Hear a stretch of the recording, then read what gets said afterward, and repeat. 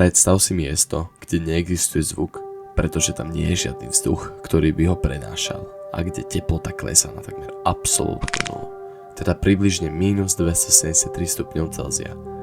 Predstav si priestor tak obrovský, že svetlo, ktoré sa pohybuje rýchlosťou takmer 300 000 km za sekundu, trvá miliardy rokov, aby ho prešlo. A teraz si uvedom, že práve v takomto priestore sa nachádzaš aj ty, na malej planéte, ktorá je v porovnaní s vesmírom prakticky neviditeľná. Vesmír nie je len veľký, je nepredstaviteľne obrovský a čím viac ho skúmame, tým viac zisťujeme, že väčšina z neho je pre nás úplne neznáma. A možno práve to je najdesivejšie, pretože žijeme v niečom, čo nedokážeme pochopiť a napriek tomu nás to obklopuje zo všetkých strán. Podľa vedcov vznikol vesmír približne pred 13,8 miliardy rokov udalosťou, ktorú nazývame Veľký tresk, pričom v tomto momente sa začal rozpínať samotný priestor, nielen hmota v ňom. V prvých zlomkoch sekundy bol vesmír extrémne horúci a hustý, pričom teplota dosahovala miliardy stupňov a všetká hmota bola stlačená do nepredstaviteľne malého objemu. Počas niekoľkých minút vznikli prvé atómy vodíka a hélia, ktoré sa neskôr začali zhlukovať do hviezd a galáxií. Dnes sa vesmír stále rozpína a vedci zistili, že toto rozpínanie sa dokonca zrýchľuje, čo znamená, že galaxie sa od nás vzdialujú čoraz rýchlejšie. To vedie k desivej predstave, že jedného dňa budú všetky galaxie tak ďaleko, že už ich nikdy neuvidíme.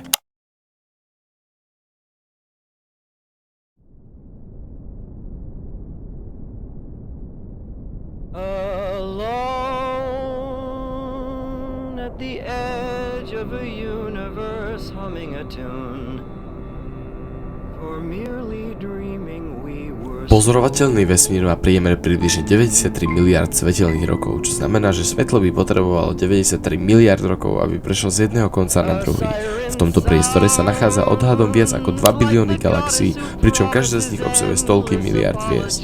Naša galaxia, Mliečna dráha, obsahuje približne 100 až 400 miliard hviezd, ale v nej sa môže nachádzať niekoľko miliard planét podobných Zemi.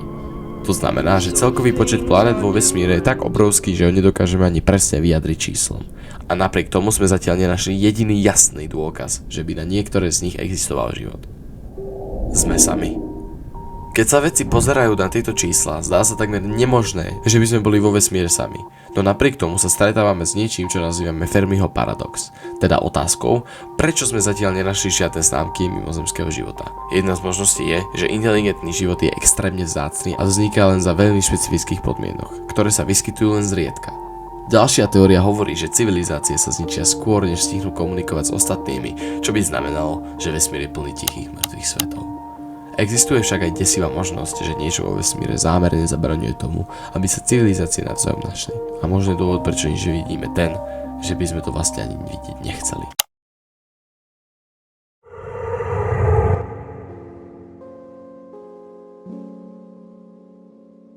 Vo vesmíre sa nachádza aj teleso alebo hmota, alebo nazvite si to ako chcete, s názvom čierne diery. Čierne diery sú jeden z najdesivejších objektov vo vesmíre, pretože ich gravitácia je tak silná, že dokáže zachytiť aj svetlo, čo znamená, že z nich neunikne absolútne nič.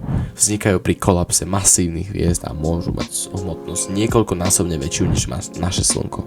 No zároveň existujú aj supermasívne čierne diery, ktoré majú hmotnosť miliónov až miliárd slnk.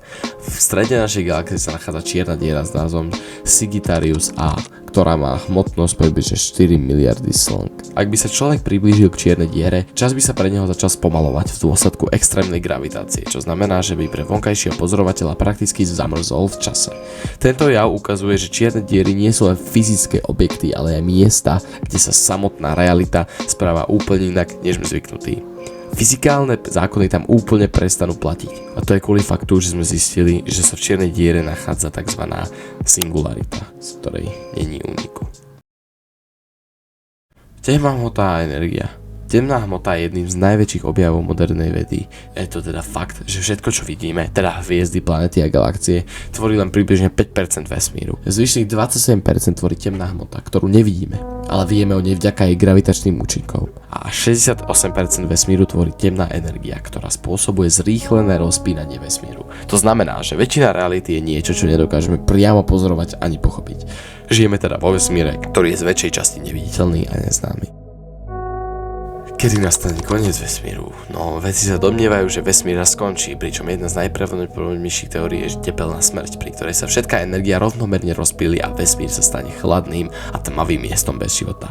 Tento proces môže trvať bilióny rokov, no jeho výsledkom bude absolútna tma a ticho. Iná teória, nazývaná Big Rip, predpokladá, že rozpínanie vesmíru sa bude neustále zrýchlovať, až roztrhá galaxie, hviezdy a nakoniec aj samotné atómy. V takom prípade by sa samotná štruktúra reality rozpadla. Bez ohľadu na to, ktorá z týchto teórií je správna, všetky vedú k rovnakému záveru, že vesmír, ako ho poznáme, nebude existovať navždy. Realita nášho vesmíru. Aj keď si vesmír predstavujeme ako plný hviezd, pravda je taká, že väčšina jeho objemu je úplne prázdna a medzi jednotlivými galaxiami sa nachádzajú obrovské oblasti, v ktorých nie je takmer nič, len extrémne riedke častice a slabé zvyšky žiarenia. Tieto oblasti, ktoré vedci nazývajú kozmické prázdnoty, môžu mať veľkosť z desiatok až stoviek miliónov svetelných rokov, čo znamená, že by si s nimi mohol cestovať miliardy rokov, bez toho, aby si stretol jedinú hviezdu. Aj samotné svetlo, ktoré k nám prichádza z najvzdialenejších častí vesmíru, je v skutočnosti staré miliardy rokov. Takže keď sa pozeráme na vzdialené galaxie, vidíme ich tak, ako vyzerali dávno v minulosti, nie tak, ako vyzerajú dnes. To znamená, že vesmír, ktorý pozorujeme, je vlastne historický záznam, akýsi obraz minulosti, ktorý sa k nám postupne dostáva rýchlosťou svetla. A čím ďalej sa pozeráme, tým hlbšie sa pozeráme do minulosti, až sa dostávame k momentu, keď bol vesmír ešte veľmi mladý a úplne odlišný od toho, čo poznáme dnes. Tento fakt je fascinujúci, ale zároveň aj znepokojujúci, pretože nám ukazuje, že realita nie je statická, ale neustále sa mení a my ju nikdy neuvidíme takú, aká je v prítomnosti.